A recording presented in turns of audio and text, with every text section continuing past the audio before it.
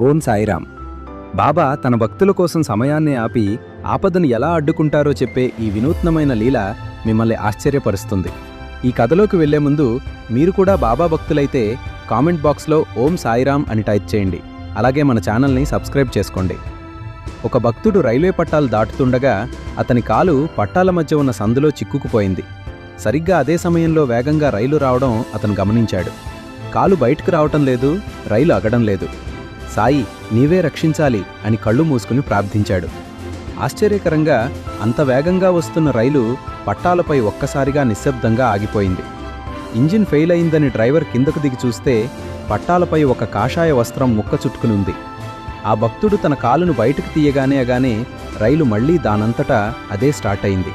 తనను కాపాడటానికి బాబానే ఆ వస్త్రం రూపంలో వచ్చి రైలును ఆపారని గ్రహించి ఆ భక్తుడు కన్నీళ్లతో నమస్కరించుకున్నాడు. బాబా మనల్ని కాపాడాలనుకుంటే వేగంగా వచ్చే రైలు కూడా తలవంచాల్సిందే.